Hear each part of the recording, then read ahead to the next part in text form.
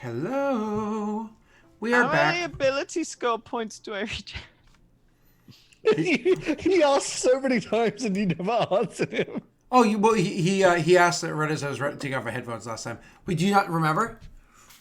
I feel like it's 2, but I want to. No. Every every day that you do something, it's 1. Every day that you do nothing, it's 2. If you take long-term care as a skill check against you, it doubles whatever number I just said. Damn, I wish I'd taken long-term care as Yeah. a skill check against me. You were a little busy. Jesus, 6. Okay. You're still a feeble boy. I shouldn't have left you in that cage. That could have ended poorly. The next morning, I imagine all of you staying within the castle, allowing, say, Kithul and the like to go and watch over things throughout the rest of the kingdom. Will meet together in your situation room. You all have different breakfasts, different times. Some of them in your chambers, some of them wherever. But you have your situation room. You're with the map room, right? So what? Didn't you see the picture of Trump in the situation room? It was just very Star Trek to me. The situation room.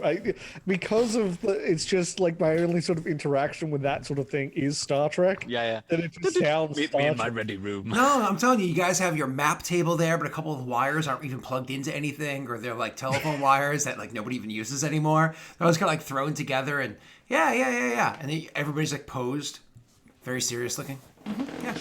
You're in the situation room. So you guys are kind of gathering together there, and who is going to be inside the room is obviously the 3 of you, and then of your advisors who would be here, you actually have obviously General Jaeger, Arthur would be here, Edric would be here, Kithul is going to be watching after the kingdom. He chose not to sleep last night to just push on. He'll get sleep later today or tomorrow or tonight. And much to the surprise of everybody, as they go in the room, just click something. Actually, Are you okay, Kissel? We're out from outside. Elliot is in the room as well. Oh, Elliot's back. Yeah, he has a look on his face, like he's very like pensive look on his face, like holy crap, and he's just prepared to. Yeah, he's just prepared to engage. You know what I mean? So yeah, while you were gone, shit hit the fan. Oh, shit got shittier. We'll say the last person to enter the room out of all of you, which is why you kind of like were waiting off the meeting. The last person to enter the room will be Leon, and he's going to be walking in with some like papers kind of like folded together, like neatly stacked together inside like a bit of a folder or whatever it is to come in with. But each of you kind of filtering your way in and seeing Elliot there. I mentioned the 3 of you kind of come in around the same exact time as one another, posterity or whatever. And you would see Elliot sitting there, and everybody else is kind of like already aware. So do you say anything to him first, or he just kind of gives you a look like he's ready for the meeting? He doesn't, says a warm greeting, but doesn't look to push the issue, figuring it's all going to get covered. I just didn't know if you wanted to say anything to him first. I think Aurorum would want to just say everything okay. He says, for my task, for my task, yes, but here. Yeah, no shit, Elliot. Thanks for telling me. I don't say that, obviously. It's like, yeah, no, I hadn't noticed that my kingdom went to shit. Thanks.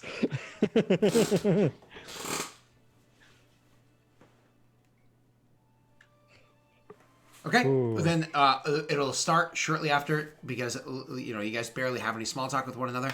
And Leon comes walking into the room. Like I said, he has a thing. He looks exhausted. He looked exhausted the night beforehand because he got brought back from the dead. You don't think he slept, or if he did, it was a very small amount. And he has some paperwork with him. Comes in, and he'll go in. He'll shut the door behind him, and he'll come over and sit down. Say, Chosen. Sit down. General? Elliot, I'm glad to see that you've returned. I trust things went well. And Elliot nods and says, "Are the rumors true?" And He looks to Rayrin and says, and then looks back and says, "It's a bit complicated." And then we'll look to the Chosen as like a group, like for you to start.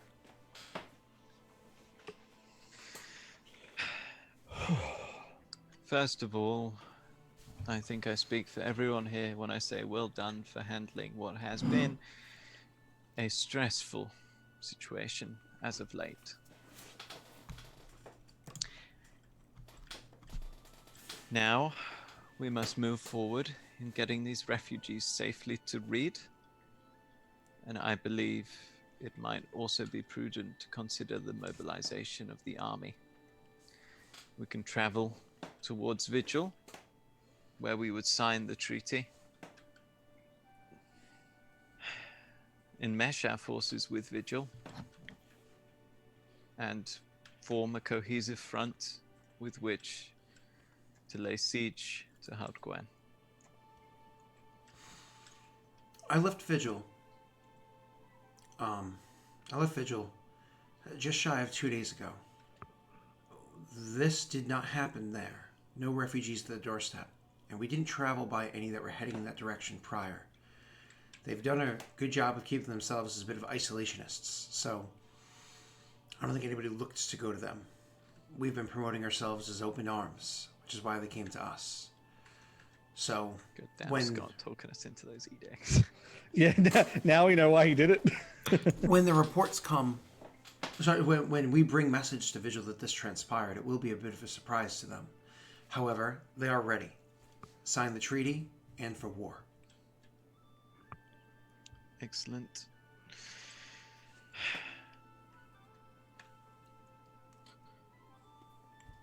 So,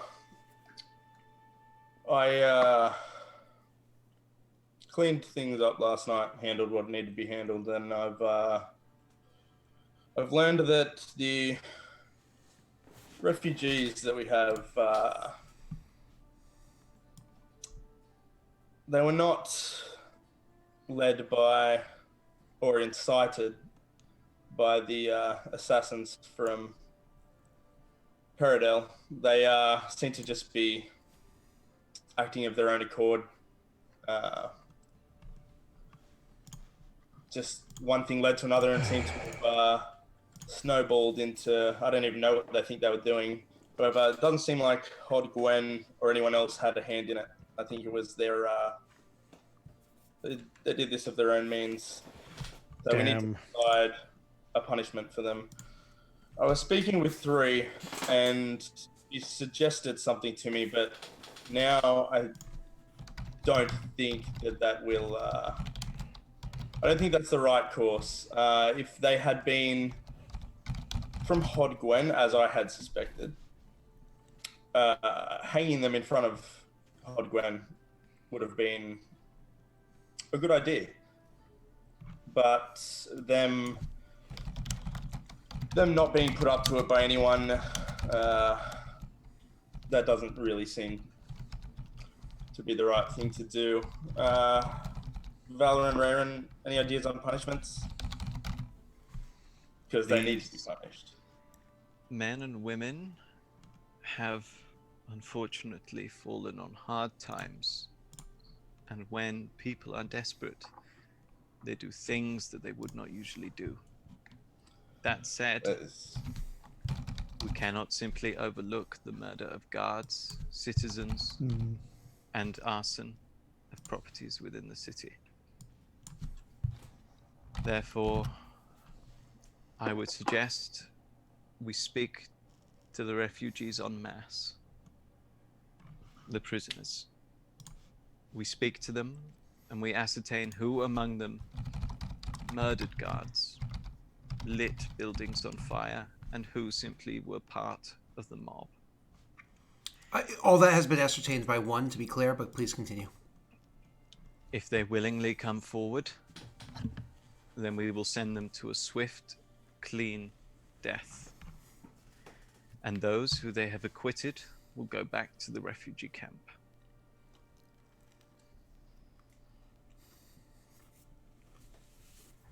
Though all those who participated should face punishment of sorts. However, I agree with the fact that those who killed or injured civilians and guards need to be put to death. But just releasing the others that participated back to the refugees does not send a good message. No, I agree. Some form You are of right. punishment needs to happen. You're right.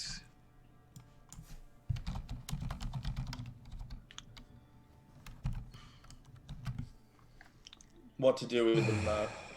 I feel That's, that it would be foolish to have them remain here in any capacity due to the feelings associated with the area. However, Kithel previously mentioned that he wished to travel north.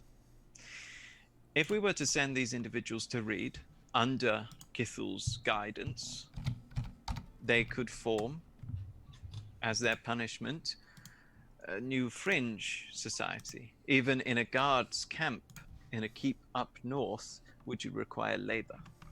They would be allowed to live, they would have homes. However, they would have to provide for the guards there.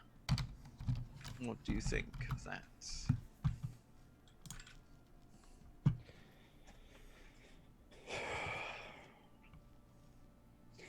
Varro just sort of sits back and he's just trying to... He's trying to think of alternatives to the first part of this still, but he can't. It's one of those things where he doesn't want to be hanging people, but at this point, it's probably for the best. So Valorant's locked in on that point at the moment. You both know him well enough, you can probably tell that. yeah, one kind of says, I don't like the sound of that, Rayron. That sounds a little like Yes, I know. forced slavery to me. I struggle to find an appropriate... I think we should imprison them. There'll be a little drain on our resources, but something needs to be done. And I think that's only They would be fair, just for how long? a reasonably large stray. Very well, if we imprison them, you could offer them the opportunity to serve the community while they are imprisoned. By giving them this opportunity, in Vrogar's eyes, this would not be slavery, correct? They can do nothing and remain in their cell, or they can stretch their legs and contribute. They may work if they wish to, as long as we're not forcing anything from them. But yeah. Then we are in agreement. Those directly involved must be executed. And those who were not may serve time within the kingdom and may serve that time in a more pleasant manner should they contribute to the kingdom during their time.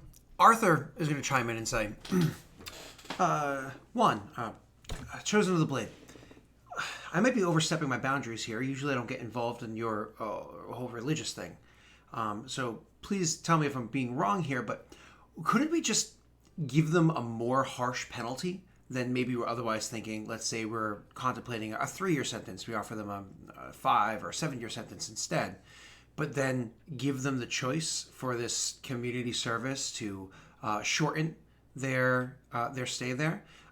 We're hitting a harsh penalty, so they know that what they did is going to be punishable, but we're also showing that we're being forgiving and that working for the community is beneficial to everybody, including your own well-being, and then in the end offer a shorter sentence than we otherwise were thinking about putting on them. So just to give numbers example here, if we were thinking about doing 3, we tell them it's going to be a 7, but you do this work, it ends up being a 2. You know what I'm saying? Or is that too much on the line of indentured servitude? I just figure it might look better for us on both ends. I was considering bringing up the same thing if you thought that it was not. I want to make sure it is known to be a choice, or maybe the 5 years difference might be a bit much.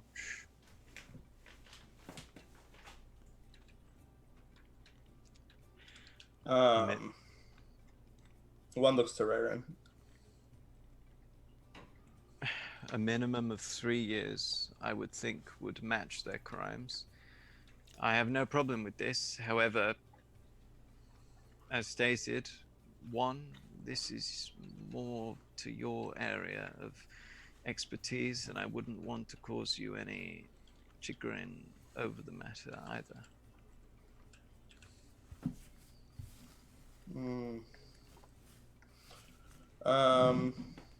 Scott, give me the rundown again of what you just said. Well, Arthur's more or less saying if you were thinking 3 years, why don't we tell them it's 7, but offer them if you do work, you can get out in 2. So we're actually giving them a deal based off what we were already thinking, but you make it sound a lot more harsh. And for those that want to play ball, benefit the society, so on and so forth, you get a real big relief. Less than a third of the original sentence. So you guys, let's say you're contemplating 3, but you tell the public it's 7 years, but if you work, it's going to be 2. No, I don't like it. Okay. Like you said, he's like, this is something I usually do, but... That's why Varon was saying that a 5 years difference may be a bit much, because then it's not a choice, it's more of a forcing thing. The other thing is, so Varon was thinking just a less of a difference, say like 2 years difference opposed to 5 years difference. So it is a choice, like, hey, you can serve to fix the stuff that you broke and help benefit the society, or you can just serve your time, sort of thing. So you're saying, how about this? We offer them the imprisonment. However, we also offer them the choice of the martyr, the forgiveness. But for this forgiveness, you must work. You must martyr yourself. And to do that, they must work hard for the community. They must be treated well in this situation. They must not be treated poorly, like slaves. Agreed. Yeah, one shakes his head. That's all he does. He just looks like he's in thought, and he's just shaking his head.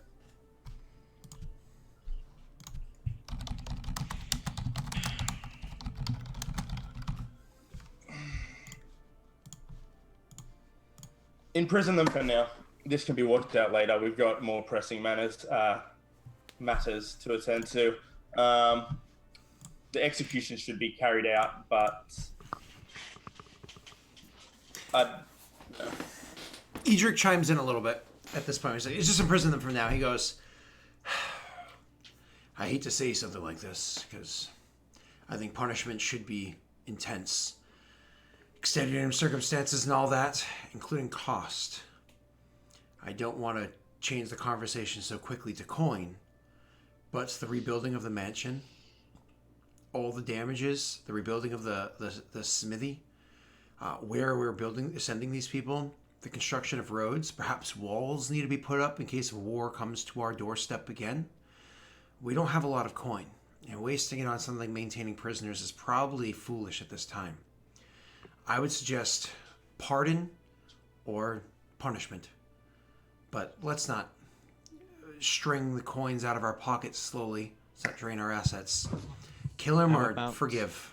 How about this? We execute those who are deserving, and the others, we offer them appropriate justice. They undo the damage they have done in full, off their own backs. This is not slavery, this is justice. Afterwards, we offer them the opportunity to join one of the shrines. They may learn and they may study at one of the deities. If they refuse this, then they may leave.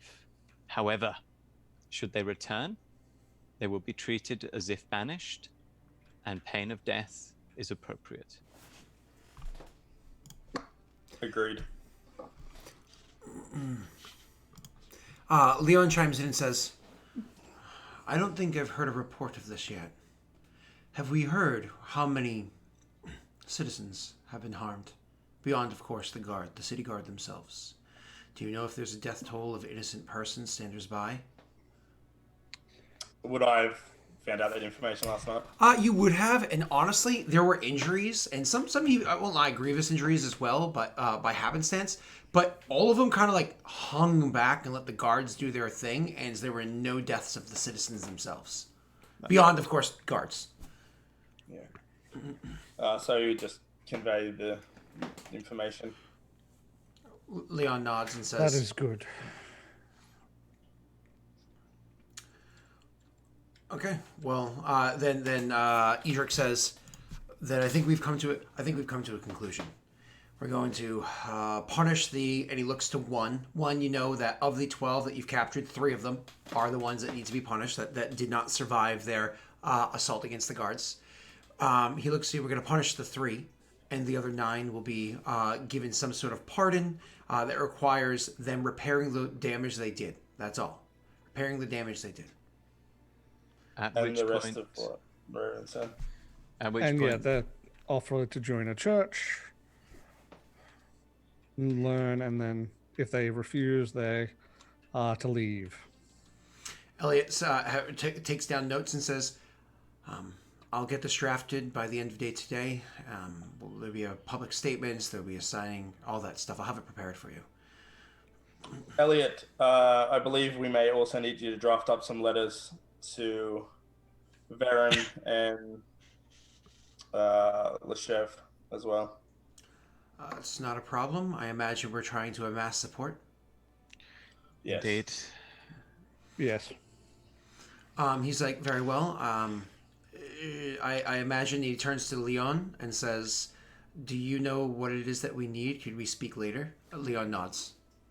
He says, we handled this matter prior to the assault, so we can speak of this at a later date. Later this day. There is another issue which we must talk about. The assassins. By now you've probably heard that an attempt on General Jaeger's life was made last night by a pair of assassins from Paradale. Specifically from Commander... This is where I wish I'd brought up my notes first. Holbrook. Now, this was specifically targeted at General Jaeger, but this is also how that particular area of Parendale works. In that this would be how they would start the first prongs of an attack. I hope that is not the case, but it is a possibility that we must watch to the north as well as the south. I agree. I think that's probably a wise decision. However, as I said to Raven last night, I think this is probably more personal towards Leon. However, if we've drawn the ire of Parendale, we are not equipped to handle it. That's But not sending entirely true. One, he chimes in. Excuse the interruption. I spent some time in Vigil, and there I had conversation with him, many things, so on and so forth. And he actually looks over to Leon and says, "Leon, did you hear about the Free Folk at all?" Leon nods and says, "A bit. We did speak of having to repel them, strategy, stuff like that. They tend to not. Vigil doesn't have to deal with them very often. Their defenses are rather great, and the Free Folk aren't that incredible at assaulting places with such tall walls and well-trained guards." And Elliot responds saying, "Vigil, certainly. However, they are a band of nomads that do sell out their..." Let me start from the beginning. My apologies. There's a group of nomadic peoples. They're called the Free Folks Host. It's they don't really have... They have a culture, but not really a place. They move about within Idir. Actually, I think they're mostly situated over near Varen, north of it and the like. They tend to attack small towns, raiders, so on. But they're not necessarily bad people. It's just their culture. They take what they need, but don't necessarily pillage and burn everything as they go. These people also sell out their services as a way of making money as mercenaries. They're comprised of pretty much every area that the Perrin have assaulted. The Paradel has assaulted, and peoples have escaped or served their inclime and then didn't want to return back to their homes or stay in Paradel or whatnot, found themselves in Idir. They joined up in this group of, again, roaming nomads. They have a taste for fighting the Paradel. If we could find the resources amongst our stocks, amongst our coffers, he says, looking over to Edric, perhaps we can hire them. And if we're afraid of an assault to the north, there's even a keep to the north that we could set them in. Perhaps we can offer them stay there. It is still winter time, and maybe a comfortable spot in the spring. They won't stay for too long. They don't like staying still for too long, but it would give us a bit of a buffer under our banner for them to guard us from the north. With the refugees, I think our coffers are a little light. Edric? Edric says, he just throws his arms up in the air. It's a free fall at this point. I'm going to have to look things over. I won't be able to get you an answer short of, say, a week's time from now, once I know exactly what the damage is. And I just don't want to blow smoke. You know what I'm saying? So I'm going to look things over. I'll get you hard numbers, and we can talk in about a week. Get us numbers. Send a letter to the free folk. I would like an estimation of the costs if we were offering them the stay in a keep for the winter. Presumably that lends itself some weight, and there's no reason to explicitly state that we don't necessarily own the land surrounding the keep. Very well. And actually, what's his name? Leon says, he seemed like kind of distracted, like he was thinking while you were saying this, and he says, Elliot, you've actually sparked an idea from me. He says, if I asked you to draft another letter to an old rival of mine, do you think that you can phrase it in such a way that we might convince him to meet with the people of this nation? Elliot raises an eyebrow at him and is like, is this rival going to be a problem? You know, kind of like trying to be joking or chuckling and whatnot to it. And he's like, no, we've met each other on the battlefield many times. However, he fell. He's lost his family, but he's a brilliant man and has no reason to stay in Yvonce anymore, and he certainly doesn't like the Paradel, and he'd be looking for a new home. We're rivals, sure, on the battlefield, but we grew a strange friendship as the years rolled on. Meeting each other time and time again, I've always extended courtesy and respect to him, and he did in turn.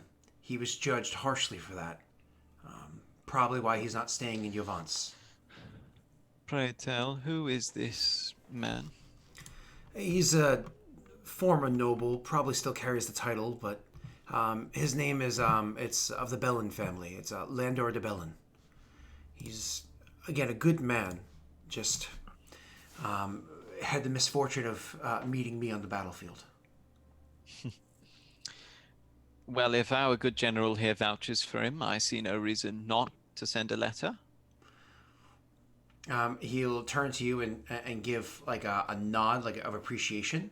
And right as that happens, the next person goes to speak, and you hear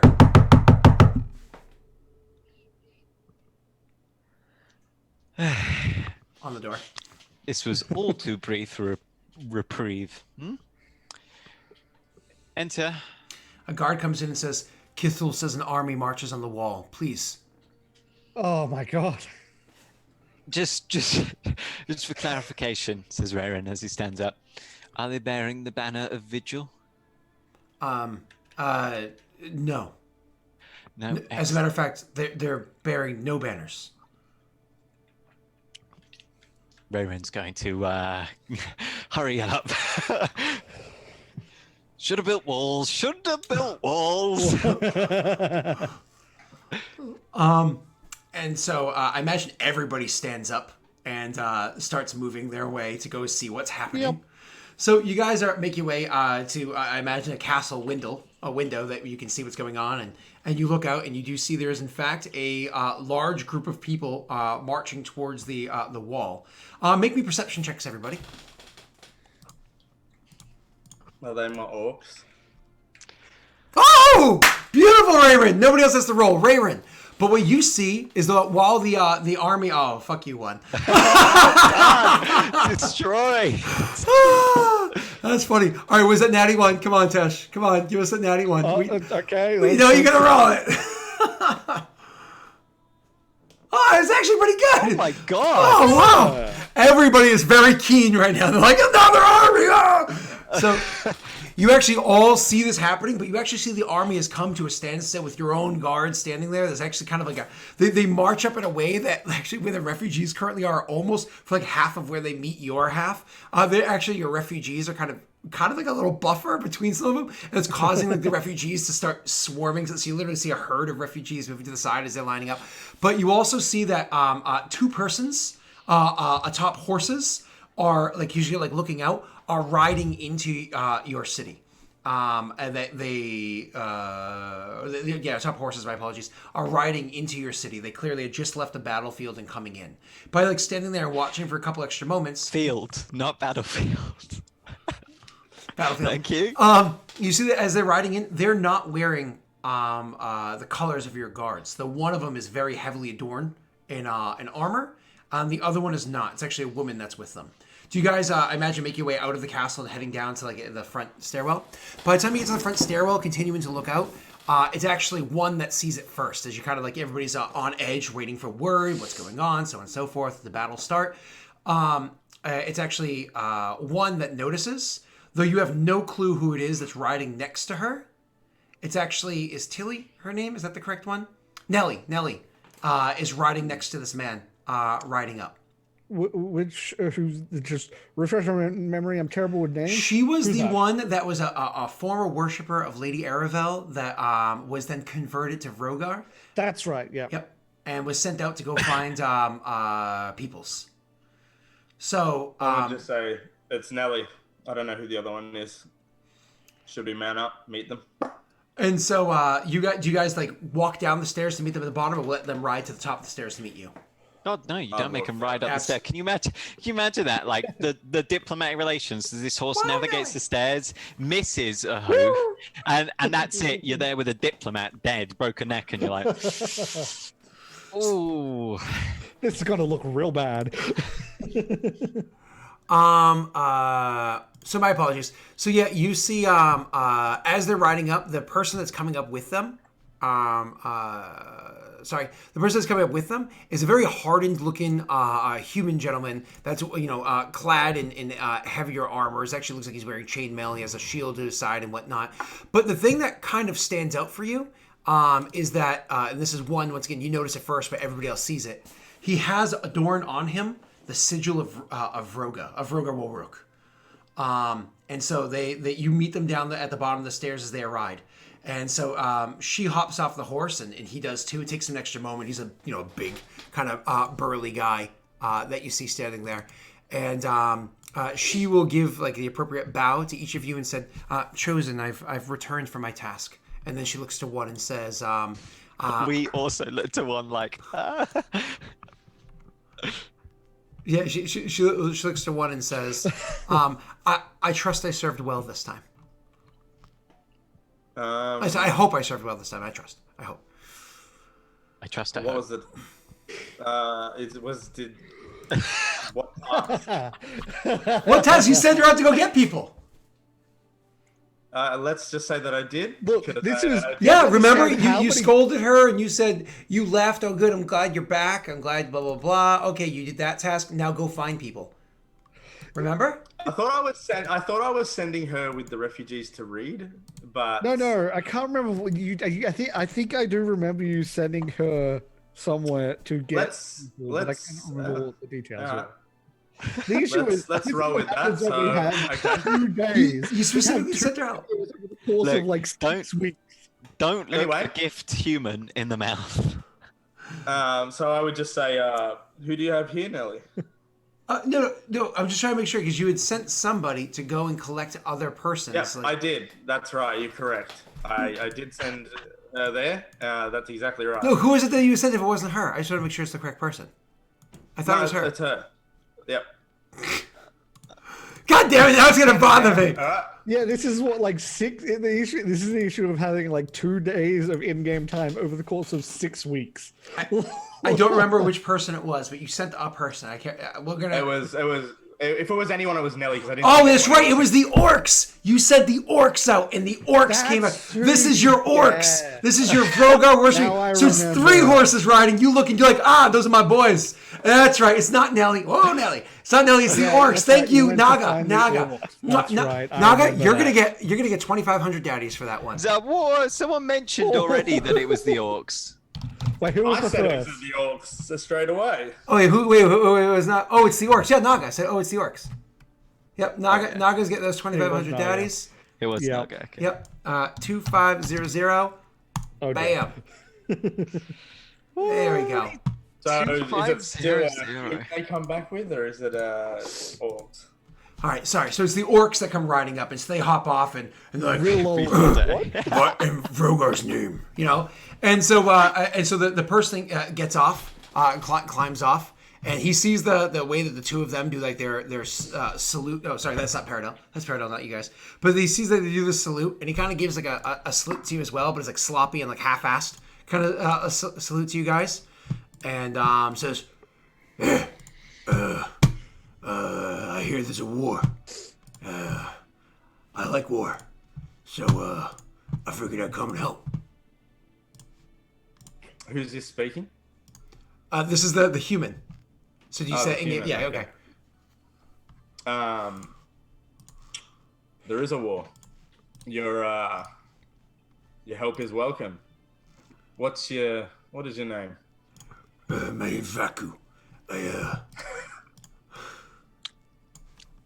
Rita and I just looking at each other like, what the fuck is happening? Like, I mean, it's what not just about going, Vaku, ah. He goes, sorry, he goes, so you're gonna straight in the face. My name's Vaku. Vrogar. So, I hear you, with Vrogar. So I figured I'd help. Well, your help is very welcome, friend. These two, they, found a couple of stragglers, and we talked them into coming to, kill some people. So, they're here. Thank you. How many of you are there? Oh, I didn't count. Like 50, 70. I just looked to whoever ran in with like to saying there was an army. How many? Would someone please bring me grain? And somebody comes over with like a sack of like oats. He would just say, "Are these the other orcs you bring?" To one of your orcs. Yeah. As it said, yes, we found them traveling about and just beyond the border, and some of them were left over from, our Sugo, and we had to break a couple of noses or fingers, but they listened, and this guy he talked some sense into him. He says Waruk, but he's still with Roga. What nods and says, "We should probably go and talk with them then." Yes, some ground rules about no eating people is probably quite important. Yeah. But this does pose an opportunity if we can successfully pause. He's like, he was going to say integrate. He's like, that's not the right term. We're not putting these with normal people, at least not at first. If we could successfully combine these people into our armies and into our land, it would show that we are welcome to all types. If it would require some, as you say, ground rules. That realizing you guys have started walking. Oh wait! Oh yeah, screw me. He's like, did you? I'm sorry, Vaku. He's orc and Vaku. He's like, did you say eat people? Is that a thing? You guys eat people here? No, we don't eat people here. In fact, actually, yes. Well, you said we have to stop from eating people? It's a common cultural practice amongst many of the orcs. It's quite respectful, actually, if you know that, and then don't eat people. I don't eat people. I just figured I'd if I have to check my meat No people. Thank you very much. I want to go vegetarian. We are very against eating people. Okay. Vakgud is a shrine to Vrogar. I just keep Raymond looks like, what just happened? So what did you say, one? Sorry? I just said, Vakgud, there is a shrine to Vrogar if you wish to stop by. Otherwise, come with us back to the group. Shrine. And so he'll just kind of like follow you. Yeah. And then we cut away to Vakgud meeting 2, and that would be really hilarious. Oh, God. I am not RPing that! Yes, you are. You are. Yeah. Oh, no. They would communicate solely in grunts. Like, you know when Sims are communicating? Except instead of Simlish, it's just grunts. Like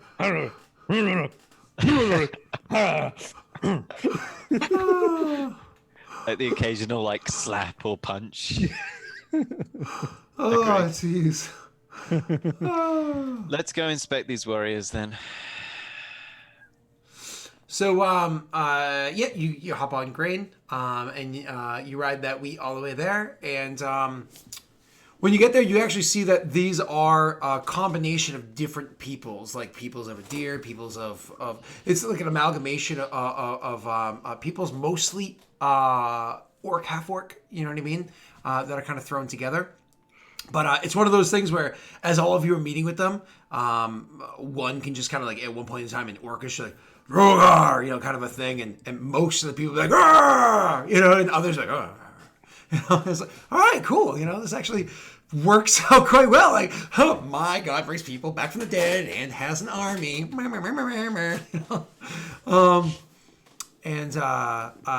You actually see them. Do all of them seem battle ready? Yes. Do all of them seem battle capable? Yes. Do all of them seem battle hardened? But they're here to fight, which is a good thing. And they're all strong people or whatever. But the most important thing is that when they met on the battlefield, they're like getting ready to fight, and so it's like those aren't our enemies. Oh, okay. They kind of like calm things down and. Wait, they're innocent refugees? But anyway, so the peoples are kind of intermingling and whatnot, and so Kithel will have to go over and introduce himself, and Leon does look at them, but doesn't he doesn't introduce himself to any of them, just to Vaku, but he doesn't introduce himself to the rest of the soldiers that are out there, if you want to call them that. But he does kind of look at it, and you can see that he's doing mental calculations and whatnot. But your army definitely did grow. By the way, Vaku's numbers were horribly off. It was about 100 soldiers that joined with yours. So it's actually a legitimate group of people joined with yours. Yeah, Vaku, in conversation with him, you learn very quickly, he's actually a really nice guy.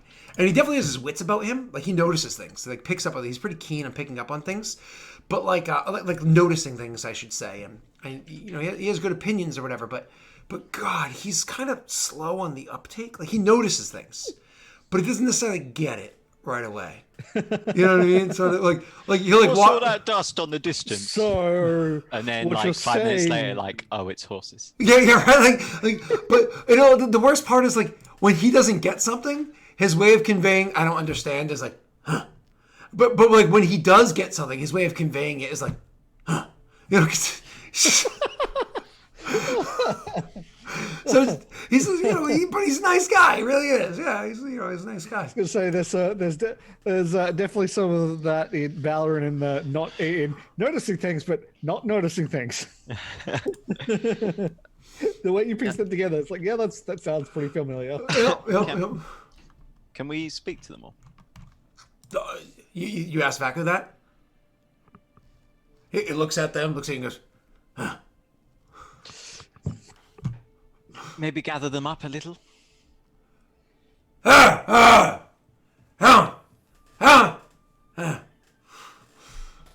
This should be interesting. Leadership of the gods, truly. When it doesn't work at first, because he's like he hops out, It just goes louder. hops on a horse and like rides. Come on, come on. Once they're all gathered reasonably, let's just. Aaron's going to just. Life is like a box of chocolates. Gonna go ahead and cast that, and so he says a word, makes a symbol with his hand, and raises his voice. Welcome, free warriors of Vroga and Vroga Waruk. I can tell you, from the chosen here, that we are enheartened, emboldened, and heartened to have you all with us now. While you're with us, I ask that you enjoy the ale that our inns have to offer and the warm meals that we can provide. I would also ask those of you who cannot afford places within town, you set a camp here. This will be the beginnings of a war camp. We will slowly build on it and prepare the forces for war that is soon coming. Furthermore, in this war, we fight as the free peoples of Idir against tyranny of all kinds. This means that we fight with other free people from Idir, including worshippers of Lady Erevel Dark Eyes. And if any of you should have a problem with that, then you may challenge one here to single combat, and he will crush you completely and show you the will of Vrogar. Is that understood? Vaku actually chimes in and says, I got the will of Vroga. Kind of looks at one as he says it. I got the will of Vroga. Do we have to fight? I'll fight. Yeah. It's just gonna become a big punch up. If we gotta, One ignores him and just in Orcish yells out for some of the orcs who may not speak. What do you call it? He just yells, war is coming. Be ready. We fight soon. Okay. Yeah, and he'd probably just be like, we fight in Vrogar's name. And yeah. You did tell them not to attack the Vigilites, yes? Just Really quite important. just like, what? One, this is really important that we ensure that they don't attack our allies. Look, what they do after the combat, after the war, that's up to them. But just until it's over...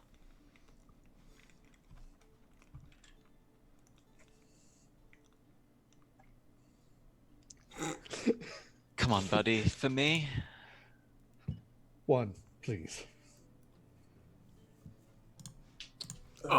he didn't say that.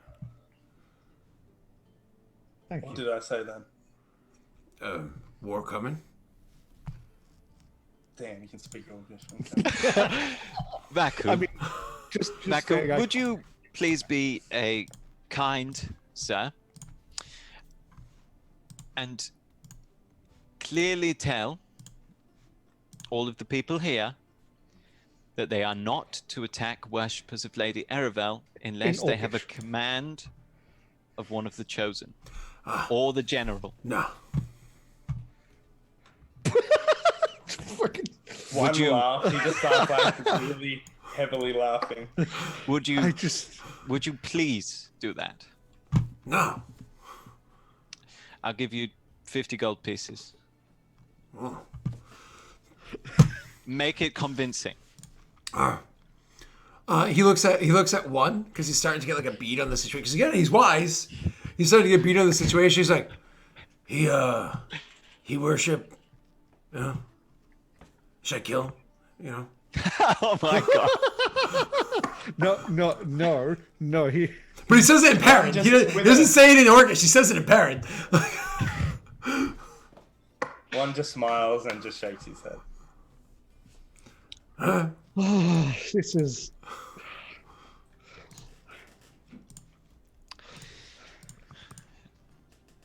Are we? Raymond, we'll point them out on the battlefield and make sure they know who to attack and who not to attack. And who not to attack, to be very clear, is not the Vigilites. He nods at you. Say it for me. It's not the Vigilites.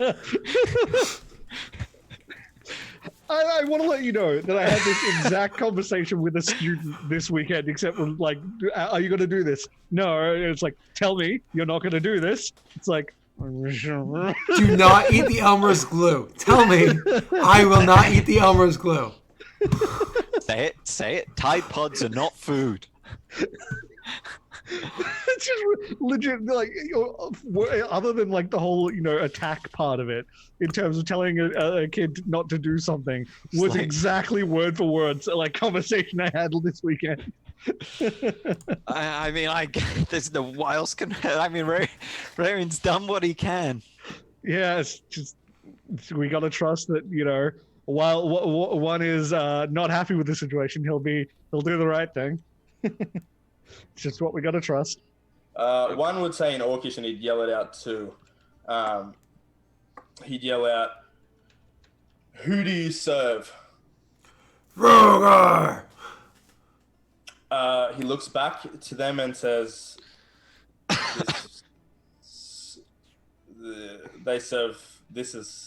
"They do not serve us." Right. Are you not the chosen of Rogar? I am. But at least for now, I imagine they were fighting along with us, aren't they? That is the idea. One would put that to them, and he'd say, in Orcish, "I am the chosen of the blade, the chosen by Vrogar to take these lands. I killed Orsugo myself." And he says, "You will serve me in Vrogar's name." And he sees the reaction to it. I mean, they're ready for war, so they're cheering and roll a sense motive. Everybody. You gotta have a leader of a war band. Mm-hmm. Yeah, no, you can't just set loose a warband. Because remember, you specifically sent them out with the idea of Orsugo was weak. Come to the one that defeated him. So that they've heard of you if they didn't already see you or whatever it might be. Rayron's just a little perplexed. He's just like, I'm using fallback strategy. Oh, fuck. Valor's like, this is we didn't see your result. Bad. We didn't see your result. Can I roll again? Yeah, we didn't see it. Did you see my second? Did you see my second result? Yeah, we saw the 16. Yeah. Cool. Yeah. Good. Okay, let's see if I can roll higher than a fucking. Hey! 22. Valorant, you get the impression. I'm going to throw it to you specifically, but you get the impression. Neil, you get the impression. They're ready to serve. They're ready for war. They're ready. Val, you get that, but you also get. They're ready to serve for the war. After that, you don't know. Yeah. So okay. Yeah. They are What likely. about me? What do I get? We didn't see your result. Did you really not? Yeah, correct. No. Did you really not? I Did you get a 20 as well? Oh, that's a killer. It's on my screen. Damn it. Yeah. That's so infuriating. I got a 30. Oh, fucking hell. Never happened. I'll go again. What happened? There you go, 26. It's so I mean, cool. We still don't. Wait, do we really not? Like. Oh let my me god, refresh. we really don't. Oh my god. I'm gonna do it. So I'm gonna be like, all right, ready? I rolled a 53. No? Ah, damn it. 37. No, really? Fine. Let me see that what one? it is. We actually do. Yeah. Yeah, we see good. that one. Wow, that is. Jesus, and it was nearly a 1. It really teetered on that edge. Yeah, it really does. Wow. So you get the impression, same exact thing. These people are held together by the name of Rogar for the battle, for the war. They're excited for it. You get that impression. You do also get the impression that maybe it's not. Maybe it's you. Maybe it's Vatku. Maybe it's the orcs. Maybe it's just the smell of the wind. Whatever it might be. You're pretty sure they're going to be pretty amicable to the commands that you give. So if you were to say something like, "Don't attack these Vigilites here," they're going to listen to it. Does that mean they're going to continue to do that next month or in a year or whatever? Who knows? But they're going to listen to that command for now. But you don't get the impression that they're here to serve Kurzfall or one. Yeah. They're here to serve Vroga. That's fine. Yeah, I'm cool with that. Mm-hmm. Yep. As am I. It'll They're be here great to have help, them on yeah, our side. exactly. Yeah. And then they can carry on their wayward son way afterwards. Remember, these people didn't come straight from the Barren Lands. They came from like the outskirts of Idir. Yeah. They'd be way too I long. like the way That's why you they're wayward. phrased. Yeah, well, I like the way you phrased the whole thing with it being like this is the free peoples of Idir versus tyranny. Yeah, I like it. That's actually a different group. That's not even this group. That's actually a different group. That's actually... We don't. That's true. Yeah. No, some of these people are from the Barren Lands because they were left over from Rasugo's troop. But anyways, that's actually a different group. So you're more or less you're going to be clashing Idirians, if you want to call them that, Idiries, whatever they are, with each other. Idiot, yeah. Idiot rights. But maybe you're gonna, maybe Vigilante. Okay, maybe not a deer, right? Yeah. Idirians. So you're gonna be like reducing the population of like the nation by a good portion, which just means you guys are gonna have a baby booming time, which is great because orcs are awesome at baby booming. Like they're baby boomers, you know what I'm saying? You can even just call them boomers. You know, the orcs now are the boomers of Idir. So that's it. It's official. Orcs are the boomers of Idir. That's just how it goes. That's what everybody refers to them now. So I wonder why Scott talked so long about that random topic because he just wanted to call orcs boomers. Yeah. Right, okay. Now, where were we in our meeting? Did we have anything left to discuss? Not really, I feel. We're getting estimates as to cost. We're beginning... Oh, I have to Google beginning- something. What we're beginning the preparations. fuck is a boomer? Since nobody explains You it to me. don't. Wait, you don't know. A Yeah, person he who does. settles in a town, settles in areas or towns that are booming. That is Like a not baby- what a boomer is. Like a these baby days. boomer. Like I know what a baby boomer is. I Who's mean, a boomer? that's Person born during the baby boom. Yeah. okay. That is more like it's more Yeah. used as an insult for, like people who are. Older. I try to older, yeah, older. a certain for age. technology. 46 to 65. Yeah. But often it is used inappropriately. So, like, anyone who is older to a degree, but not born, like, within... or so not it's down with the like. basically, shit. if you've got a home and no mortgage and a good job, you're a boomer. That's not me. I'm like several $100,000 in debt, so it's all good, man. Yeah, no, I am a millennial through and through. I'm going to be poor until 100 years after I die. So, the only reason why we don't have student loan debt is because I ain't go to college. So, anyways, so Right, where are we in kingdom stuff? We need to begin preparations for we need to begin moving refugees. We need to begin moving refugees and the appropriate personnel, one included. We also need to begin. I'd like to begin preparations for the like I said, a war camp. Because generating your fighting men and women and putting them in a house doesn't make sense. They need to be in a camp where they begin preparation. They get everything where we it know. also where it changes is. the mentality of the individuals involved, right? If you're just like They're going getting home to ready your to wife go on and campaign. you're going home to your wife and kids or husband and kids or whatever it is, right? Like, all right, yeah, I trained for war today. You're not in the mentality if you're surrounded by people training for war. You always hear battling even through the night, and it's like it gets you into a different mindset, so you're more prepared for battle. You know what I mean? You don't want a feather bed before you go and murder people. I mean, maybe you do, but I think you might have a few screws loose. So anyways, the war camp is what you're planning to do, but it wasn't supposed to be immediately outside of Cursefall. It was supposed to be a bit to the south, if I remember correctly. Why don't we bring us actually onto the map that shows us the that's a good plan. Yeah, the map. So let me get myself prepared over here, and we're going to combat map.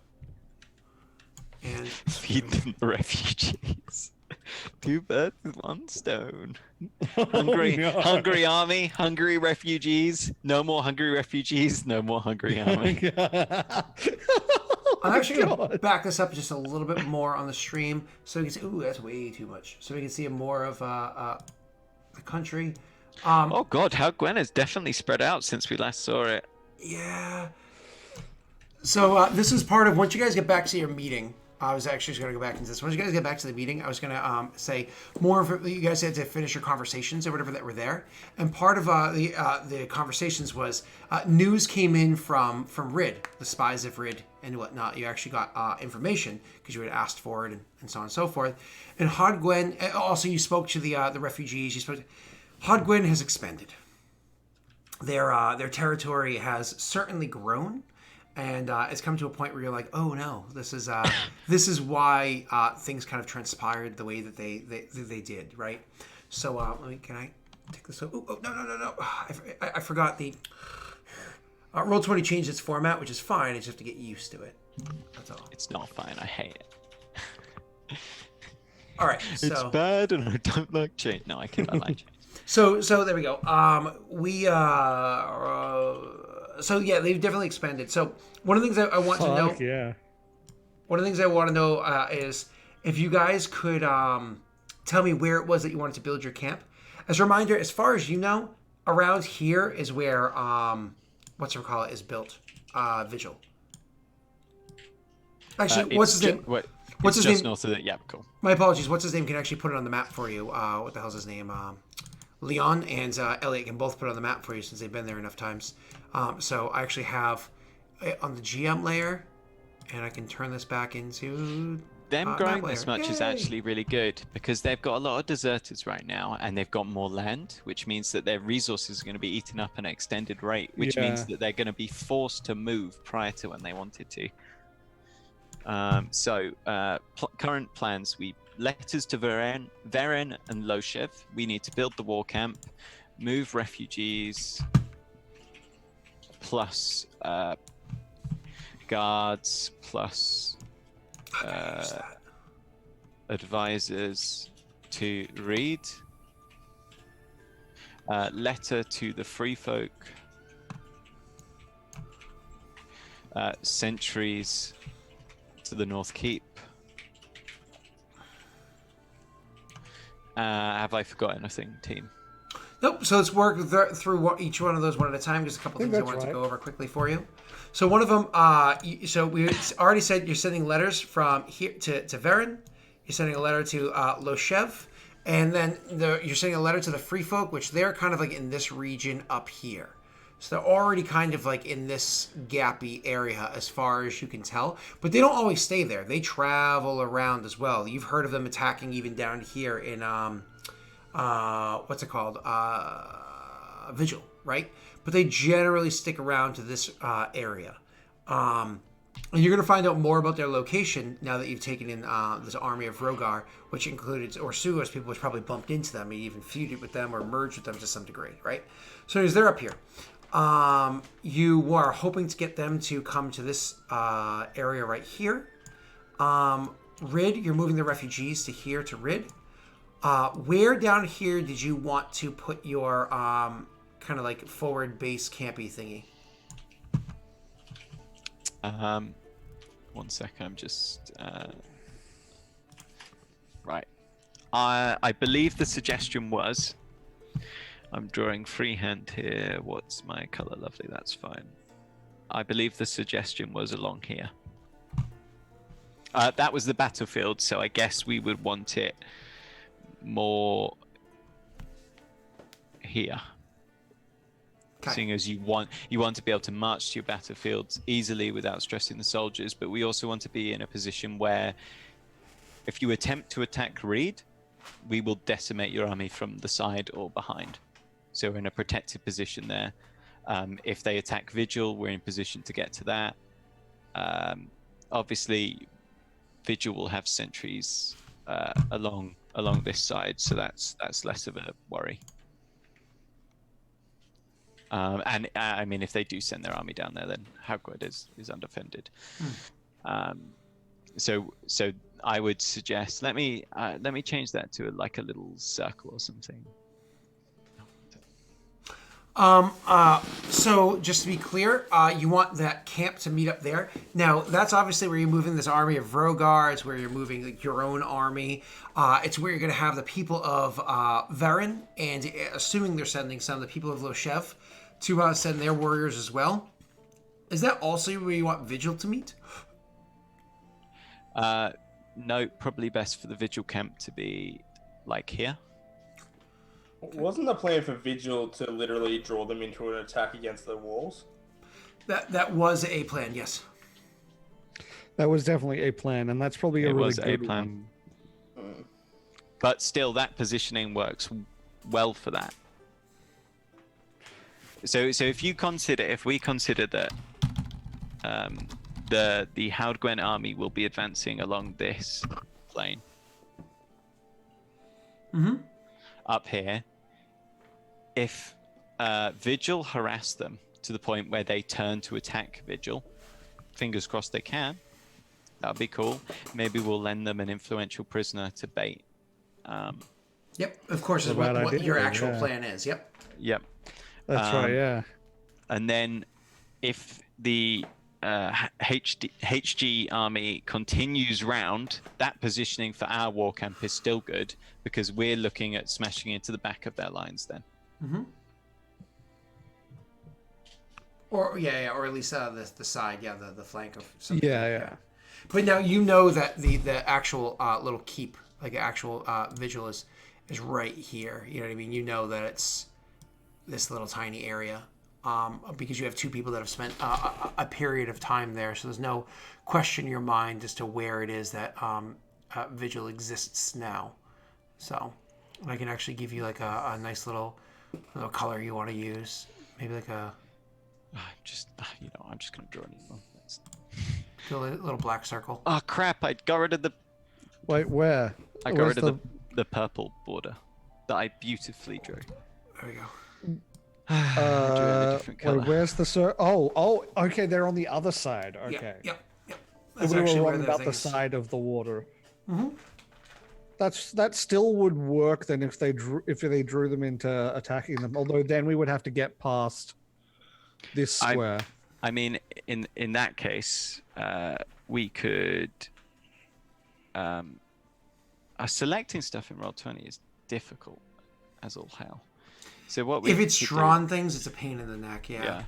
What we could do is literally put our war camp along this axis here. Sure. Yeah, that's actually where the blue circle is. It's right on the backside of the stream. Yeah. You might on the other side of the lake. Yeah. I don't know. Did you want to go a little bit? I'm drawing by accident. Did you want to go more like up in this region right here because like it's kind of on the opposite side of the lake and a little bit further from the map because you don't want to be kind of like give notice of your. You don't want to be too close to them, right? I think a little bit further away is a good idea. Now that we know where they are, we can always do a bit of a loop around. My only worry is that if the army just goes straight up to Reed. Yeah, that's a good point. We need to be able to interfere with that. But Reed is going to have its group there. It's going to have protections there. So including the refugees themselves being to whatever degree armed to defend themselves. I guess that's true. In the worst case, if that does happen... Oh, my apologies. I'm sorry to interrupt you. Also, as more people are running away, as more refugees go, they're also going to filter there, and they're obviously running from Haldgwen. So you're almost like bolstering their numbers with their own numbers. Mm-hmm. You know what I mean? So they're like a bigger... Granted, most of them are non-combatants or civilians or whatever, but, you can't fight every front, right?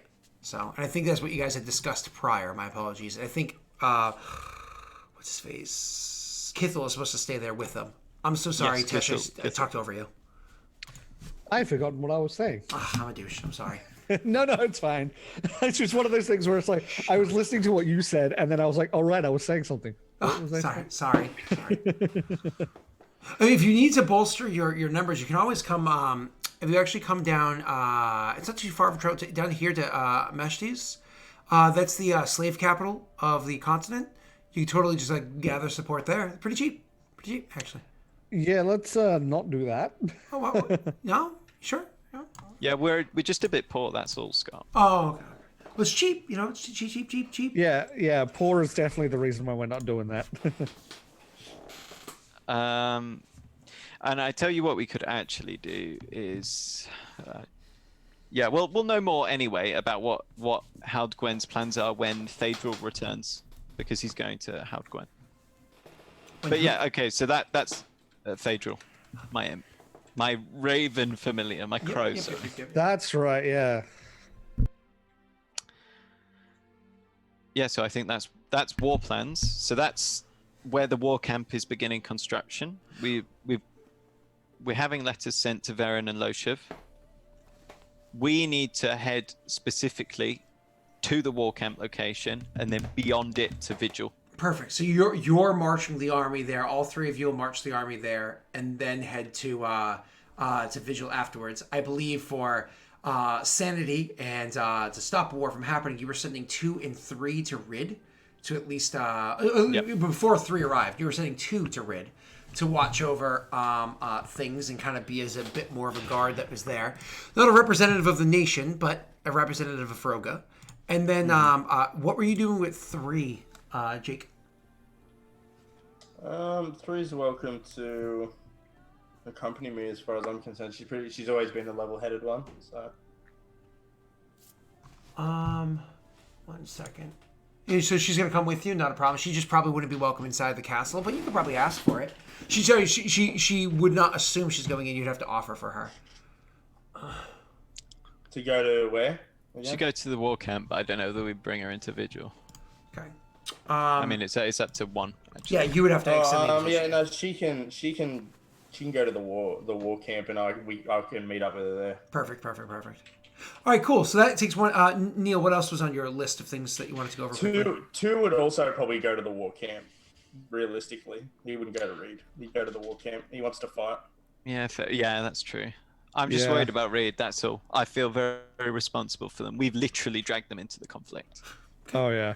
Well, they're part of us, more or less now. So. He's saying because there's literally a road that exists between Haldgwen and Rid, and he doesn't want to leave the people there undefended. Because in our current position, we wouldn't be able to mobilize an army to beat them there cross country versus an army on road. By the time we knew Kithel's there, right? He's one person. He's going to bring some guards, but he can't take the biggest group because you need them for the big battlefield. Yeah. But battles usually fought on multiple fronts. I can ask 2 what he wants to do. So. Yeah, I know. 2's not going to swing it either way. Yeah. 2's opinion is going to be kill him. If an army comes, an army's come in, and 2's not going to stop him either way. You don't have to answer that now, too. As well, TOO, not TWO. You don't have to answer that right now. Let's move on to the next point. So letters to Varen and Loshev. Those are being done. Care of it, and to what's his name? The rival of Leon. Oh yes, I forgot about that. His name. You can call him Lord Bellin. Bellun. Lord Bellin. Bellен. Yeah. UN actually Bellin. Okay, not Belland. That's right. I'm glad I'm not the only one that heard that. So, war camp location decided, and we're beginning the building of that. We need to go sign the treaty with Vigil. Yep. We need to begin moving the refugees, guards, and appropriate advisors. We need to send a letter to the free folk, and we need to send some sentries to the North Keep. So how many centuries do you want to spend to the North Keep? Because it's not 10, 20. You want to send 10 of your own soldiers to the North Keep? People. We need to send 10? 3 then, I guess. Well, you don't have a lot, remember. I mean, we can say. I don't think we should send that many because if Peridot come down, like we're fucked. Well, So, we only need. Day's notice or something. Is he going to help? We only need a small group there. They don't need to defend. If they see anything coming, they can activate the room. Remember, your recruitment was aggressive and not warlike, so your recruitment was a bit slower than you probably wanted it to be. So if we send like two people up there just to sort of keep watch, and if they see anything, they can take the room back to warn us. They need to have someone on the other side to open the door for the room. This room, yeah, Dave. So we have a guard in our room just watching the table. I assume. Oh, okay. Because then, yeah, if he sees it activate, we can just activate it for them and bring them back. Okay, yeah. Okay, so 2 sentries to the north. Yeah, that way it's a small group. They can just watch, and then they can activate the thing and pull them back. Yeah. It's a instantaneous warning system. Okay. Okay. Cool. Anything else on your list? Not on my list. Can you guys think of anything else? That was a long list. I think you got everything, but I mean, I can't be 100%. I am chosen of the quill after all. Yeah. Lists are kind of my bag, baby. Touche. That was very Austin Powers. Mm-hmm. That's what I was channeling. Most people, when we think of British people, we think of Austin Powers and what's the dude that's in like Love Actually and everything else? You don't watch Fox News then, because otherwise you'd think of London being an God, Islamic state. No. Anyway, that's too. There is a British dude on Fox Lord. News, and he is awful. He's such an offended person. Like he's such a butthurt person all the time over everything. That's how he wins his arguments. Hugh Grant, that's the other one. I try not to be a butthurt guy. So I'm don't succeed all offended. Like, yeah, shut up. I think that's everything in terms of prep. I mean, yeah, that sounded like everything. That sounded like a lot. I can't think of anything else. You can't think of anything that we've missed, can you, Scott? That we've discussed previously, like this session, and just missed because. There's something else that I need to go over, but nothing else. No. Cool. You guys then are good. I think we're good. Go right ahead with whatever you. Okay, cool. So so on the micro, before we jump to the macro, because there will be a bit of a time hop, because this is the last session of the season. So it'll be a bit of a time hop as armies are gathered and moved, letters are sent and responded, and all that stuff kind of transpires for you, with you guys kind of meeting at the war camp down there and preparing to sign the actual treaties of vigil and all that other fun stuff. Well, one other thing that needs to take place, Scott. So after like the meeting is over, like the meeting kind of ends, comes to its conclusion. People are like, "All right, we all know what we have to do. Let's get to it." And Elliot says to Leon as he's kind of leaving, he's like, "Obviously, I just got here from the road and things have been taking place. Just give me a few hours to get things settled and to make sure that the appropriate recent write-up that I have is gone over with the Chosen, and I'd be more than happy to speak with you about the drafting of the different letters."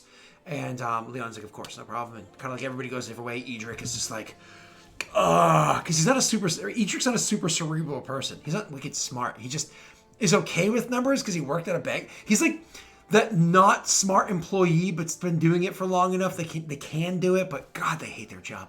Like, this is not his forte. And he's just like, you guys are making it harder. Like, extra work, no extra pay. And so he like leaves and he is stressed out. He's one of those like, you must have one of those, everybody has one of those friends that like walks around with like a bottle of Pepto-Bismol, like that pink stuff. It's like keep their stomach from blowing up. Yeah. Who does that? I've known a couple people. You know Dave, who was on my Dark Sun campaign? Like Mike and I, old friend? When he was going through law school, like literally he walked around with an economy-sized bottle, like a huge bottle of that. And he would just swing it while we were playing D&D at night because it was how he stopped himself from like his stomach exploding from ulcers from stress. So, that is too much stress. Yeah. When you work full time and you're becoming a lawyer, and it's rough. You know what we do over here? The NHS would prescribe you some protection tablets that you would then take to protect your tummy. I don't think he went to see a doctor because it's too expensive here. Yeah, I know. So I think that's what he was getting at. yeah. And especially when you think of how much debt that a lawyer accrues, it's one of those like, Oh, they make a yeah. lot of money, but they don't lose their debt to their 40s, you know? So anyways, moving Welcome on. to being a millennial. Yep. He's 2 years older. Yeah, he's still a millennial. Yeah, he's only 2 years older than me. So, oh, sorry, go on. I was just going to make a comment on the millennial thing. no, make a I joke. literally don't know anyone. It's less a joke. I literally don't know. I know one person, IRL, that is ever planning on owning a house. Oh, really? Everyone else is resigned to the fact that they're renting. That's depressing. Oh. Yeah, it is. It That's so is real sad. bad. I'm not willing to give up on that. If I have to, I'll fly over there and I'll wrestle Jake's house off him. Cold dead hands. I imagine, sorry, continue with this tangent. I imagine that in the Australia, because you guys have so much land with so few people, I imagine in your country, it's pretty much like the Australian dream to have the 2.5 children inside the home that you own, much like in America, right? Because the land isn't as pleasant as America, though, is it? No, you don't want to. There are very few people who want to live in the outback. It's like having 2 acres of spider-infested, kangaroo-ridden hellhole. I have family that live out in like where they've got a good chunk of land. Yep. It's like I'm like, this is a nice house. This place is unlivable. Well, because it's different, like, say, in the UK, because it's like a lot of people on one teeny tiny island that they try to call a country. Actually, they try to call like 6 countries on like this teeny tiny land. We have very little livable land. Yeah, yeah. But, The other thing is we can't, like in Adelaide specifically, we can't expand outward because we've got natural barriers of a mountain range. It was a great place to start a town because you had this mountain range protecting the area. You had a river. It was flat. Great. Except now that we're trying to expand, we can't because there's just no room to expand outward. then you go up and down. That's right. Adelaide, home of the mole people. So That'd be cool. after people start like leaving and whatnot, and they're like heading their way out of the place, and Leon would actually look to one and say a word. He's going to betray us on the field. This is it. This is the seeds of his One betrayal. nods and excuses himself. When everybody else like leaves the room, and it's just the two of you there in your situation room. The two of you there, he says, everything seems to be going well. It's kind of an awkward start of the conversation. Like, you The clearly plans know are proceeding as expected. No. He says everything seems to be going well, referring to the conversation that had beforehand. Yeah, one would just nod. Execute Order 66. He says, Go on. when I was there, I spent a considerable amount of time in Vigil, speaking to their commander and to the Vigil herself, Octavia. I learned of their tactics, their training. I oversaw all of this. And I understand very well how it is that you can utilize these peoples on the field of battle and how we can use their strategies, because it is extremely similar to the strategies, the training that we used in the Paradome military. That also means I know their flaws. Their particular flaw, unlike the typical Perrin, is how intensely they're willing to protect their citizens. It's a very noble. It's a good thing. Citizens should be protected.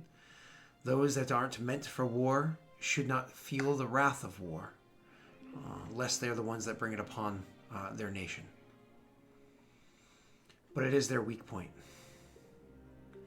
When this battle's happening, things are clashing at the front walls.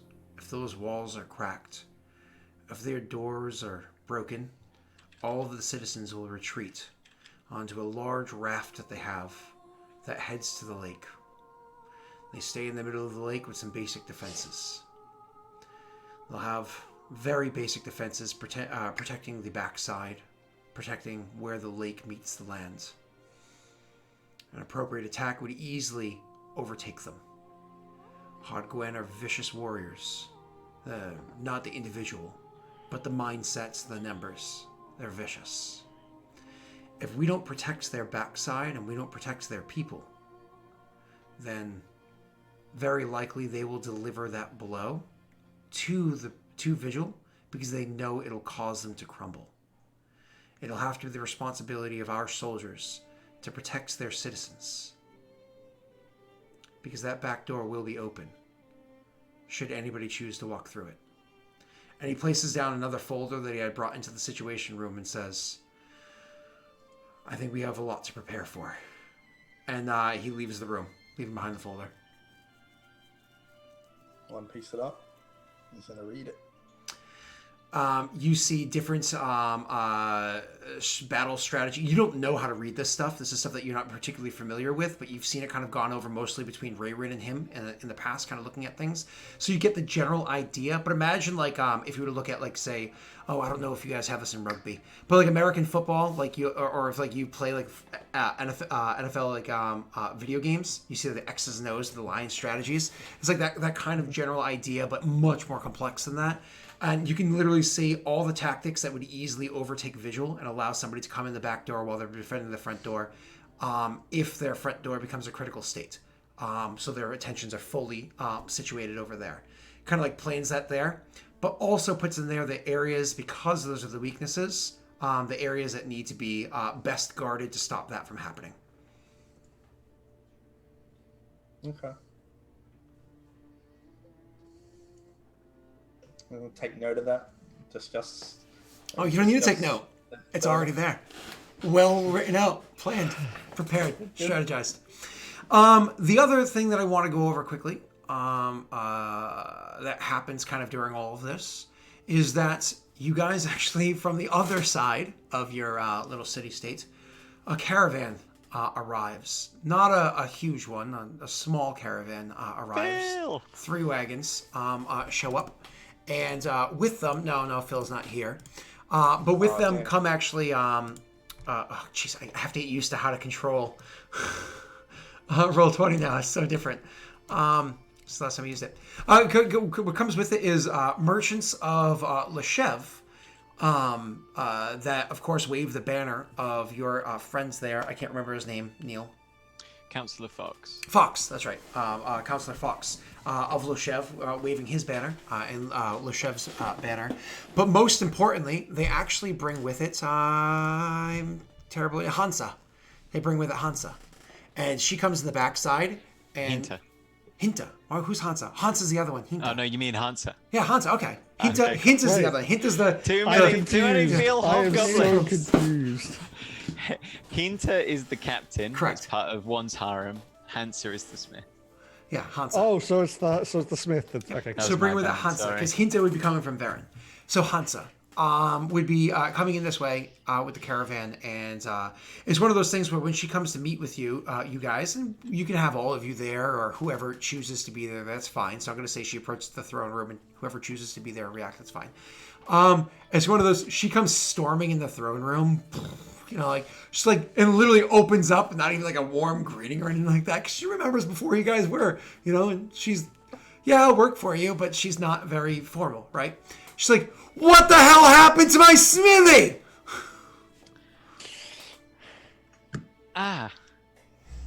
Right. Yes. Well, you see, very recently, I'm afraid, there was a riot. And someone set fire to the smithy. It's meant to be fireproofed. At least Well, I say it's a good thing that someone set fire to it then. Obviously, it needs some upgrades. How was your trip? I love that sort of turnaround. It's like, well, it's a good thing that it burnt down. It's like, what? I brought with me ore to the north. I brought with me ore from the north. It has not all been paid for because I brought it on the promise of our lands, or that I was looking very much forward into using. Do we have a smithy somewhere else? Has the expansionism of our empire gone so great that you have another place that I may utilize? Does Red have a smithy? Answer, if I may. I have the greatest respect for you. You are a skilled craftsperson, and you talk to me, and you speak your mind, and I respect that. However, this happened merely a day or two ago. I'm afraid I cannot rectify this sort of problem on such short notice. You will have to bear with us and allow us to deal with it. It is being dealt with. She, obviously you two have a rapport above she does with the other two. And so when you kind of like bring it down and it's one of those, it calms her down, like brings the gust of, what's up, billows or Hot air. yeah, you know what I'm saying. You know what I'm saying. Phrase that requires more than 2 hours of sleep. So she lets the wind from her sails or whatever, and so she kind of collects herself again and says, "Yeah, no, of course. Many die. A few guards, no civilians, thankfully. Burial take place yet? I don't know. I'm afraid I'm a little bit detached from that sort of thing. She says, if it hasn't, I'll attend. I wasn't here to fight, so partially my fault. All right, well, I was hoping to do this in a happy way, but I brought you guys some gifts. Oh. Oh. Now, I wish you hadn't said that, because I was just going to say that I'm pleased to see you back. However, after saying that, it seems rather self-serving. I'm pleased to see you back.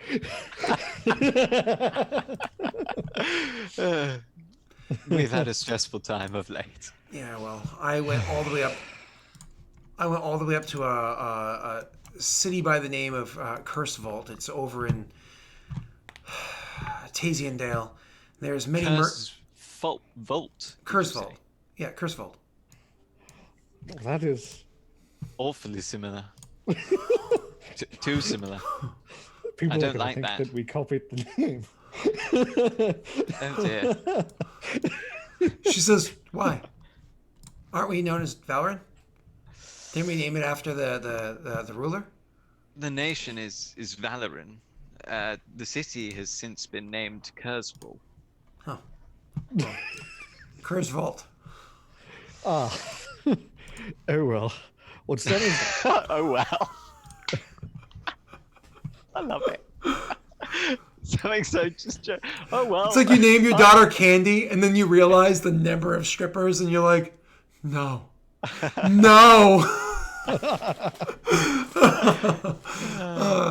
Anyways, so moving on. So she just it kind of like falls deaf on her, like she doesn't care. She's like pushing through it. She's like, well, the number of traders from other nations that exist in Curse Vault, because the ore that they have there is rather numerous. So I was able to get my hands on things you otherwise couldn't find. So I brought you gifts. She calls to the guard, bring it in, bring him in. I don't know who's here. I assume not one, since he hasn't said anything. You don't get nothing. Nothing. One's in the Church of Vrogar. Where he belongs. Teaching Nelly. Oh, how to worship? Moving on. So they bring in like a pack of. Obviously, you can be here one. Don't let me. They bring in a small crate of stuff, and it's kind of like open up the crate, like hay shoved in the crate to stop things from smacking together too much, because obviously there's a gifts for the thing. And she actually says to Rayron specifically, she says, "Here for you, I got this from a Sill merchant.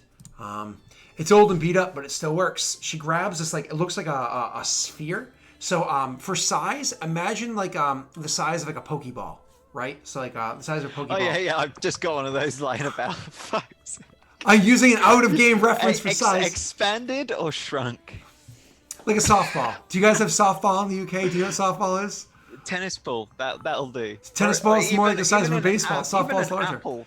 Oh, a large apple. Like a really large good apple. Granny Smith. Okay, cool.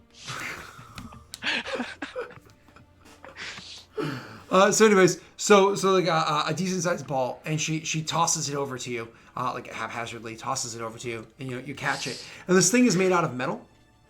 And it has like these lines kind of etched through the metal and like these kind of like designs or fabrics going through it. Do me a favor, roll me an Arcana check. It's a grapefruit. It's grapefruit size.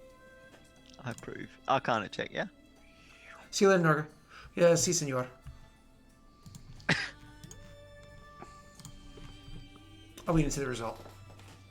Oh, didn't send it. Unfortunately. Right, okay, that's 20 out the way. It's 20 again. Right, Did we cool. Did we get that one? Yeah. Oh, good. Yeah. So you actually know what this is, not because you've researched or anything like that, because you've actually seen one of these in the hands of a commander that you not directly served under, but served under beforehand. Again, the word magus comes from a branch of the military in where are you from again? Amaral. Amalta. My apologies. Amalta comes from a branch of the military called the Magus in Amalta, and so these are like warrior mages that exist there. So, anyways, this one particular commander actually had one of these beforehand. They're actually exceedingly rare because it's said that the Sill created them.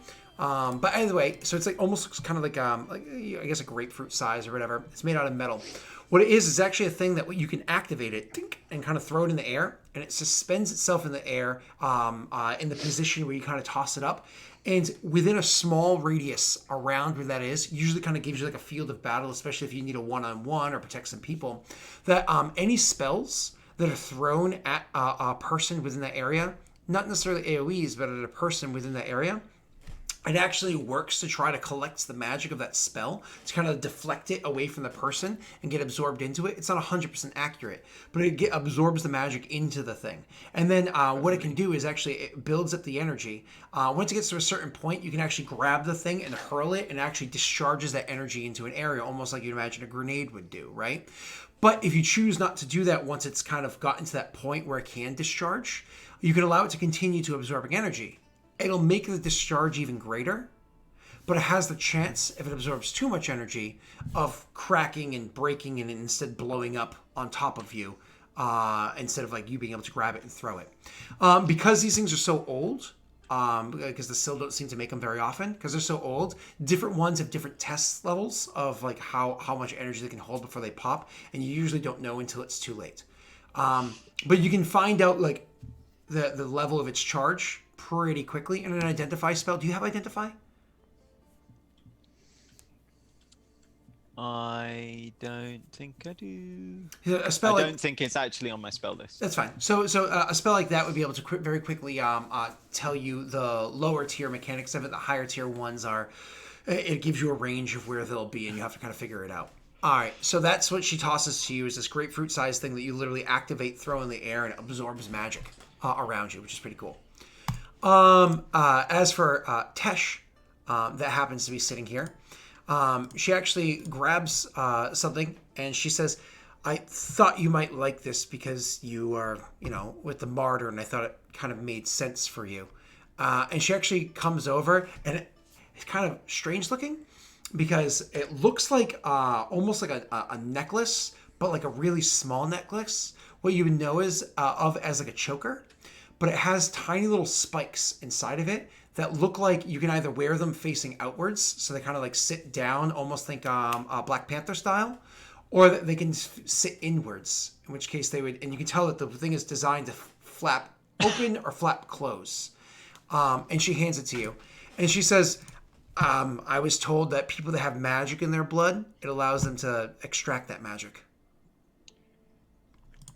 Interesting. Fascinating. Thank you. It's very interesting. I'll look into how this works. Now Valren can finally be the goth girlfriend of everyone's dreams. I was wondering who would be the first one to make that comment. I should have known it would be Neil. I totally off and on saw this girl for a long time throughout like high school, post high school, that totally wore a choker with a pentacle on it. Or, oh my god. Yeah, 5-pointed star, pentagram, whatever that was, for like a while. You know what I mean? But then eventually I grew up and she still wore the pentacle, and I was like, okay. It's cool. Everybody has their own life choices. So,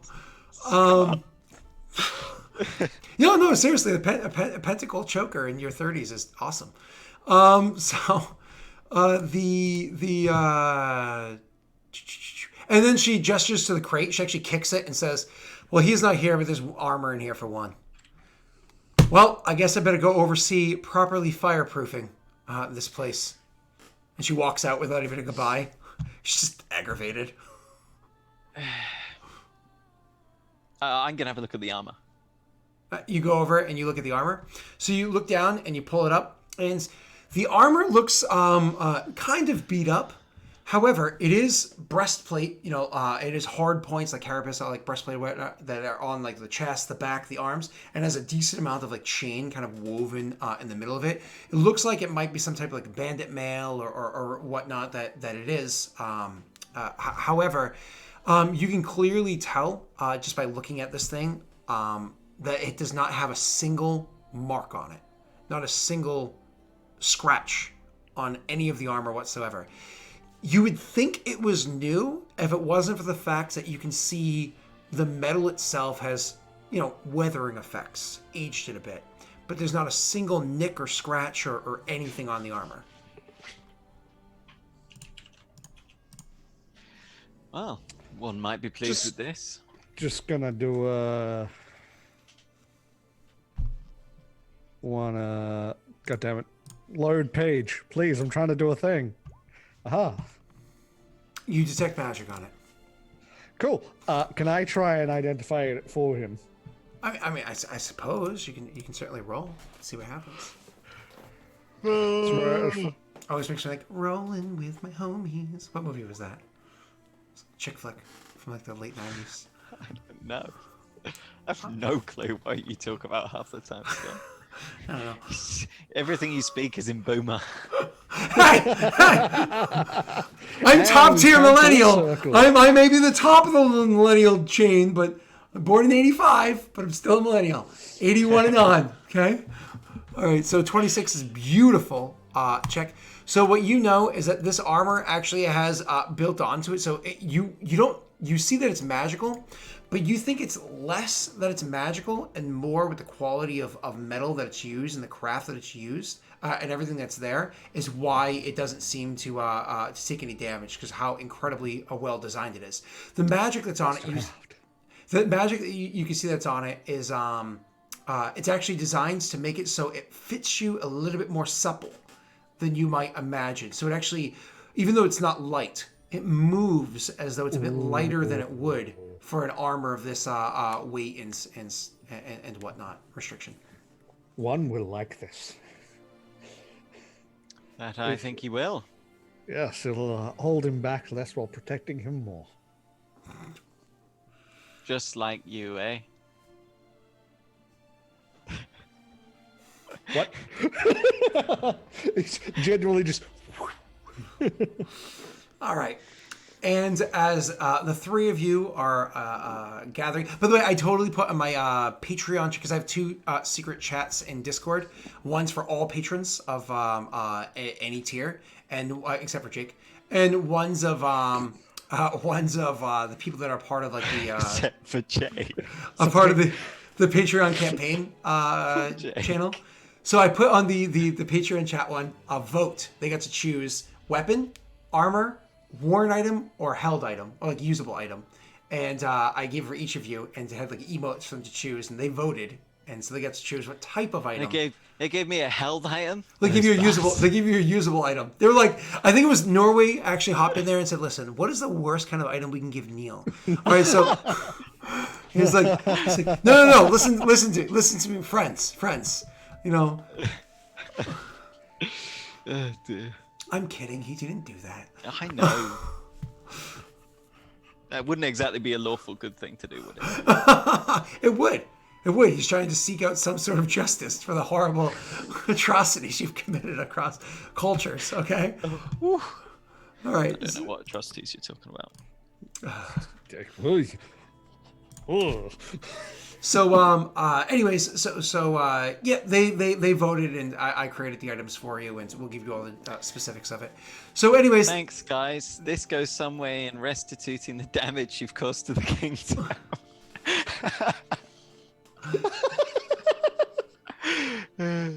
Not even that wrong. So this ends this season. Next season's going to kick up with several weeks have skipped, so that we can everything is kind of going to be called. Does it have its own name? Do we have to wait to find out? Or? Yeah, I think we'll have to wait to find out because I have to finish kind of putting the details. Because obviously it's starting with the war. Starting with the war. The Battle for Idir, season 3. Whoa! Yeah. So we'll be doing that. I proper nerded out over that. Please don't clip that. Now, boys, That's great. don't forget that next week we are still going to be playing, but it's going to be that between season session where we're like talking about rules and we're like doing a little bit of kingdom management stuff, and we're going to talk about Scott can finally give me my spell book. Hey, you got your spell book, thank you. You got it ages ago. You got it like so many hours ago. Okay, so many hours ago. But so we're going to talk about like our mass combat rules next week. We're going to talk about like doing one more jump in this kingdom management stuff. And we'll have fun doing that one. So next week might be a bit shorter than usual. But why don't we bring this one to a close so that these two boys can go to bed and Neil can get ready for all these campaigns in a little bit. So first and foremost, Tesh, talk to us. Hi, I'm Tesh of the Test Tube, who is barely awake right now. You can find me under that name on YouTube, Twitch, and Twitter. You should follow me on Twitter because I post cute animal gifs. You should follow me on Twitch, like Warframe, Destiny, looter shooters, RPGs, Outer Worlds. It's a fantastic game. You should follow me there. And you can find me here on these days. You find me on Sunday night American time, Monday morning my time on Ollie's channel. We're doing another D&D campaign, which is getting interesting. City falling apart. It's rivalries are flaring. It's quite drow in terms of allegiances right now, isn't it? Honestly, it's interesting because how the last episode ended may not be how things are going forward. It depends on if the right person says the right thing to calm a certain character down who's very angry. You're definitely on a knife point at the moment. Oh yes, it's teetering on the brink. Well, hopefully It's a things work in your favor. City. It got fucking magically nuked. So it's a city falling apart. No, They don't know it. No, exactly. I shouldn't. Okay. And yeah, that's me. Beautiful. Neil, talk about where you're going. Hey, I'm going down. I'm Hey! How you doing? Timber. Let's just divert. Or at Naghite. You can find me on Twitter at Naghite_ and Discord at Naghite. I am playing in under an hour on twitch.tv/OllieRant on a JavaScript game called Horn of Plenty. Nearly forgot it. It's been a few weeks. Horn of Plenty, which is looking at similar to this in a way. We're looking at very small scale rebuilding of a village post crisis. It's still sort of very in similar crisis. campaign of three different campaigns that are very similar. It's similar, but it's very different. Yeah. So yeah, it's kind of like we see the macro here. Like Rayrin said, he doesn't even know how those people were buried. That's not something, it's just didn't even occur to him. But in this game, it would be I think he's lawful good in a way. It would be like okay. when you bury people, it would be a big thing, and it's very interesting the difference. So you can find me there, and there's also on Ollie's Patreon, there's a Monday game that I'm involved in, which is the Fallow Gem Academy, which is a school game. We're currently level 0 characters. It's quite interesting. It's fun. It's a fun time. Is there a mechanic for level 0 and 5e? Because there isn't 3.5 in Pathfinder. Not officially, so it's homebrewed. Okay. You have proficiency on skills from backgrounds, no proficiencies from on classes. Weapons. Obviously, and then you get proficiencies from races and your HP. We've just gone for a flat D6. Would you have proficiency? Because like proficiency is supposed to be based off of level. Because you get +2 at level 1. Yeah. So we've ignored that. So Basically, we've got a +2 on the skills that we're trained in. Yeah. So I was saying, what would the proficiency bonus be? I almost feel like I'd want to, in that scenario, adopt... Yeah, I get what you mean. Go for a +1. No, not even a +1. Actually, adopt the proficiency die as opposed to the proficiency bonus mechanic. You know what I'm talking about? No, I don't. Oh, it's in the DMG. It's an option to instead of a proficiency bonus, you actually have a die roll. So let's say if it's usually a +2, you actually roll 1d4. So 25% of the time it's less, 25% of the time That's it's interesting. equal, and then usually it's better. So, anyways, so and Jakey boy. Yeah, you can find me here on Wednesdays. In Australia? Yeah. And on Lost Initiative, what is it? Is it Thursday or Thursday? Friday? Thursday night for us, Friday for you. Yeah. That's right. We're on this week, aren't we? Yeah. Oh. If not, then my wife thinks we are. Surprise! You have to deal with me. Ah! Yeah, so that's the places you can find me. But before we go, can we, before we forget, get Tesh to do like 5 rolls to identify those items? So we can start. Everybody have yourselves a great night. Bye. Actually, there's one more thing that's really important that I need to say. Actually, that I don't usually say. So I have been playing. Did you actually just take us off live? No, you're still there. Are we still here? Yeah, you're still there. I have been playing lots of WoW recently. I ended up playing it with one of my best friend's aunties, who has a friend who I met, and he's very lovely. Unfortunately, however, last New Year's, his wife was attacked by a man with a knife, who he then fought and was stabbed multiple times in the face, neck, head, and had a severe stroke because of it. This has put them in quite a bad financial position. He's recovered a lot of his functions, but he's not back to where he was, and probably he never will be. And he's a very nice fellow, and we've had some discussions, and it really reverberated with me, some of the things he said. So I thought I would do him a favor, and I'm going to pop it in the Discords as well, but I'm going to pop a little GoFundMe. The whole story's in there. I'm not going to take away from it because it comes from his wife, the person whose life he probably saved. But yeah, I'm going to pop that in there, and if anyone wants to donate, then that would be really appreciated. It's one of those things where so many people like to believe what they would do in scenarios like that, and then some people are actually challenged. And, whew.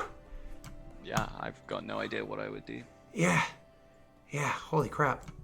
Well, definitely throw it over, pop it here as well, pop it in Twitch, but then throw it over in the Discord as well. And you can totally community at everyone.